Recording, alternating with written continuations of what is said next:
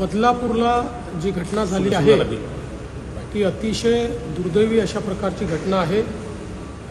शाळेतल्या 2 अतिशय लहान मुलींना त्या ठिकाणचा सफाई करता ठेवलेला जो कर्मचारी आहे त्यांनी ज्या प्रकारे अत्याचार केलेला आहे ही अत्यंत निंदनीय आणि मन हेलावून टाकणारी अशा प्रकारची घटना आहे।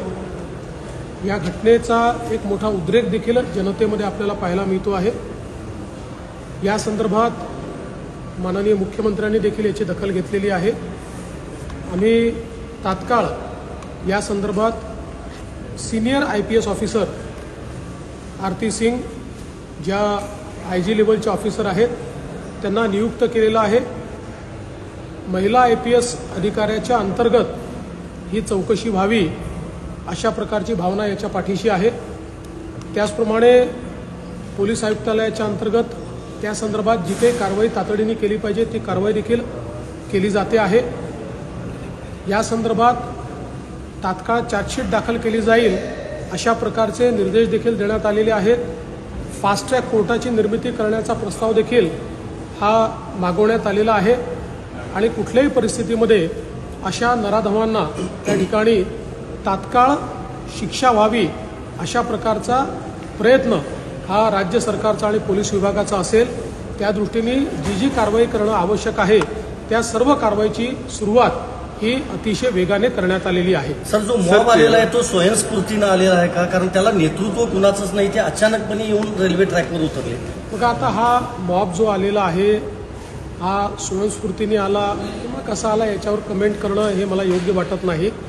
उद्रेक भावनांचा असू शकतो, पण त्या ठिकाणी जी काही मागणी होती आहे की तात्काळ फाशी द्या, तर मला असं वाटतं की कायद्यानुसार जे अत्यंत तातडीनं आपल्याला करता येईल ते करण्याचा प्रयत्न राज्य सरकारच्या वतीनं केला जातो आहे। आणि मला असं वाटतं की या संदर्भात ज्या संवेदनशीलतेनं हे काम केलं पाहिजे तो प्रयत्न पोलीस विभागाचा देखील आहे।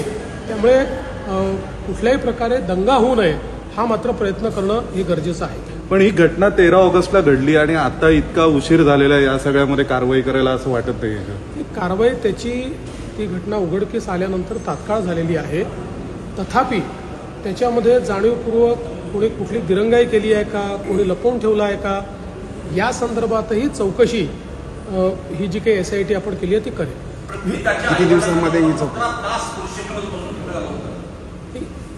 याही संदर्भात चौकशी करून जर कुठल्याही पद्धतीनं अशा प्रकारे दिरंगाई केली असेल, जाणीवपूर्वक बसवून ठेवलं असेल, जाणीवपूर्वक FIR लॉन्च करायला उशीर केला असेल, असं काही असलं तर त्या अधिकाऱ्यांवर अतिशय कडक कारवाई केली जाईल। टाइम बाउंड असणार आहे की इन्क्वायरी? इन्क्वायरी तर फार फास्ट करण्यात येईल, कारण आम्हाला या संदर्भात तात्काळ त्याची चार्जशीट दाखल करून फास्ट ट्रॅक कोर्टात ही केस सुरू करायची। सुप्रिया सुळेंनी तुमच्या राजीनाम्याची मागणी केली। त्यांनी म्हटलं मुख्यमंत्र्यांनी, गृहमंत्री आणि शिक्षण मंत्र्यांचा राजीनामा घेतला पाहिजे। असं आहे की मला एका गोष्टीचं दुर्दैव वाटतं की विरोधी पक्ष अशा गंभीर घटनांमध्येही केवळ राजकीय पोळी भाजण्याचा प्रयत्न करतात। संवेदनाहीन, ज्यांच्या संवेदना बोथट झाल्या आहेत अशा प्रकारचा विरोधी पक्ष आहे असं मला वाटतं। कारण किमान ज्यावेळेस अशा घटना घडतात त्यावेळी ते राजकारण करायचं नसतं, पण निव्वळ राजकारण, यांच्या मनामध्ये दुसरं काही नाही, यांच्या मनात केवळ राजकारण आहे। ते राजकारण आता त्यांच्या मनातलं बाहेर येतं। उद्धव ठाकरेंनी असं म्हटलंय की तिथे जो शाळेचा एक संचालक मंडळावरचा अधिकारी आहे तो भाजपचा पदाधिकारी आहे, सत्ताधाऱ्यांशी संबंधित आहे। मला असं वाटतं की उद्धव ठाकरे हे खरं म्हणजे राज्याचे माजी मुख्यमंत्री राहिलेले आहेत। त्यांच्यासारख्या व्यक्तींनी इतक्या खालच्या दर्जाला जाऊन राजकारण करणं हे त्यांना शोभत नाही। किमान अशा प्रकारच्या संवेदनशील घटना घडतात त्यावेळी जे मोठे नेते असतात त्यांनी राजकीय न वागता स्टेट्समनसारखं वागलं पाहिजे। त्यांनी राजकीय न वागता त्या ठिकाणी जनतेला काय दिलासा देता येईल आणि आपल्याला अशा प्रकरणात न्याय कसा मिळवून देता येईल अशा प्रकारचं वागायचं असतं, तशा सूचना करायच्या असतात। पण जसं मी सांगितलं, सुप्रियाताई असो किंवा उद्धवजी असो, यांना केवळ राजकारण करायचं आहे, त्यांना जनतेशी काही घेणं देणं नाही। सना मलिक यांची जी निवड झाली सर, त्याबद्दल काय भाजपमध्ये नाराजी आहे का? त्या संदर्भात माझी भूमिका मी स्पष्टपणे मांडलेली आहे आणि तीच भूमिका माझी आहे. सोशल मीडियावर बदलापूर बंदचं आव्हान केलं जात होतं आणि ज्या परिस्थिती आहे त्या आव्हानांवर ही परिस्थिती बनली आहे. गृह विभागाचं लक्ष होतं का या? असं आहे की गृह विभागाचं पूर्ण लक्ष त्याच्यामध्ये होतं आणि हे कोण करत होतं, त्यात किती जेन्युनिटी होती की नव्हती, या सगळ्या गोष्टी आत्ता कमेंट करायच्या गोष्टी नाही आहेत. आत्ता आपल्याला तिथे कायदा आणि सुव्यवस्था कशी नीट राखता येईल या संदर्भात लक्ष देणं गरजेचं आहे.